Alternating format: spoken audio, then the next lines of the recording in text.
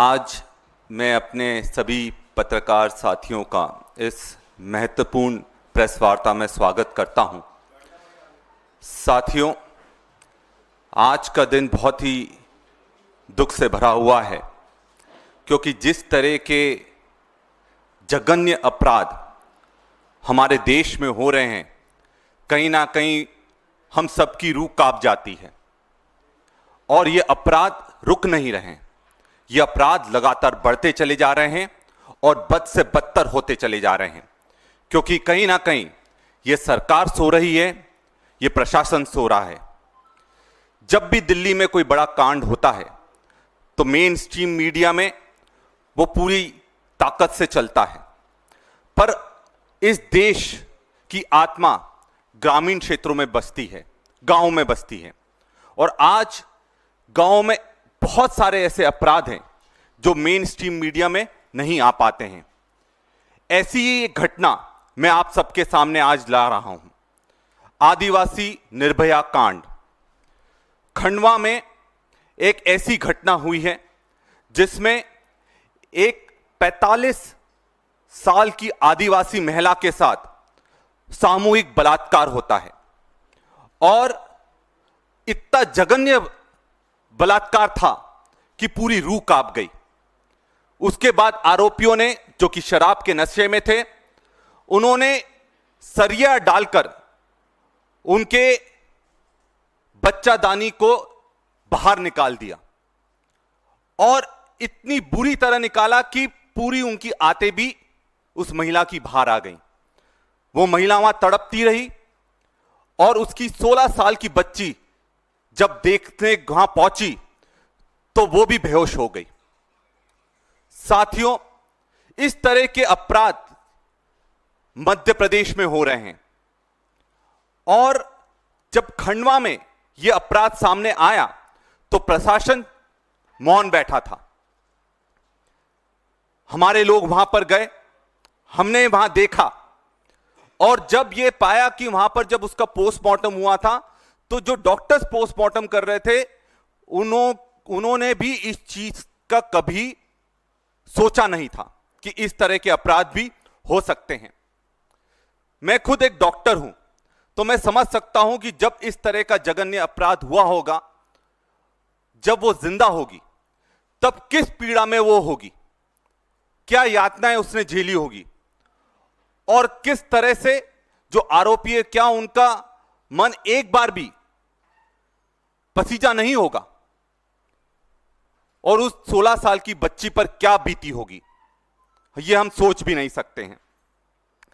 मैं सीधा सवाल सरकार से है कि क्या मध्य प्रदेश में कानून व्यवस्था पूरी तरह से फेल हो गई है, पूरी तरह से बेलगाम हो गई है? और क्या जब मुख्यमंत्री ही गृह मंत्री है मध्य प्रदेश में, इस तरह की घटनाएं होना चाहिए? और जब से मुख्यमंत्री जी गृह मंत्री का पद भी संभाले हुए हैं, मध्य प्रदेश में 18% बलात्कार बढ़ गए हैं। और यह आंकड़ा जो विधानसभा में एक सवाल के विरुद्ध दिया गया है कि 18% बलात्कार मध्य प्रदेश में बढ़ गए हैं और उसमें से 26% आदिवासी महिलाओं के साथ आज भी हो रहा है। और कुछ ही दिन पहले जब मैंने प्रेस कॉन्फ्रेंस ली थी, उसमें आपको बताया था कि मध्य प्रदेश की राजधानी में एक नाबालिग बच्ची के साथ बलात्कार होता है और एक शासकीय रंगारंग कार्यक्रम में होता है और उसको वहां राजधानी में न्याय नहीं मिलता। उसको बोला जाता है आप 600 किलोमीटर दूर जाओ, वहां पर महूगंज है, आप वहां के हो, वहां पर आप रिपोर्ट दर्ज करवाओ।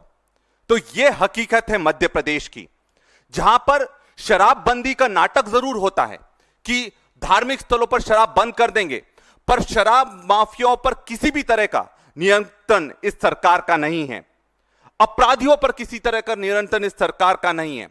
और कहीं ना कहीं मध्य प्रदेश रेप कैपिटल और शराब की कैपिटल बनती जा रही है। हमारी मांगे हैं, 31 मई को आदरणीय प्रधानमंत्री जी मध्य प्रदेश आ रहे हैं, भोपाल में आ रहे हैं और विडंबना देखिए कि जिस राज्य में सबसे ज्यादा बलात्कार हो रहे हैं, वहां पर एक महा महिला सम्मेलन किया जा रहा है प्रधानमंत्री जी द्वारा।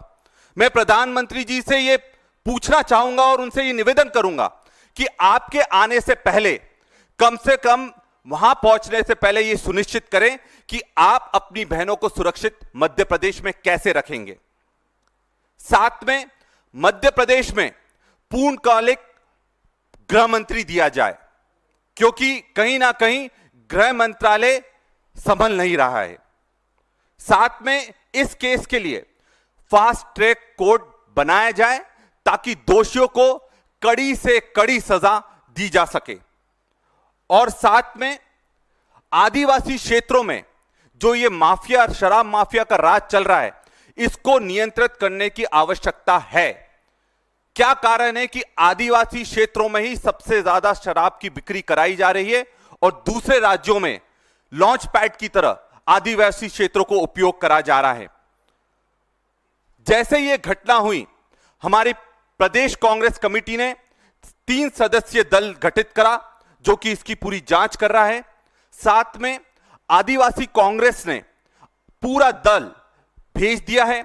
आज वो पीड़ित परिवार के साथ में है और इस मुद्दे को लेकर पूरी ताकत से हम सड़क पर लड़ाई लड़ेंगे। बात साफ है साथियों, कांग्रेस चुप नहीं बैठेगी।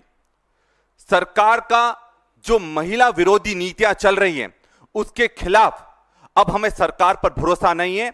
इसलिए हम जनता की दरबार में जाएंगे और सड़कों पर इस आंदोलन को लड़ेंगे ताकि हमारी बहनों को हम सुरक्षित कर सकें, गरीब दबे कुचले वर्गों को हम सुरक्षित कर सकें।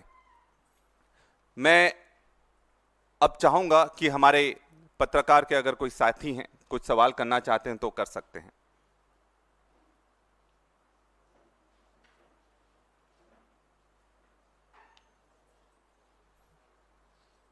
Thank you.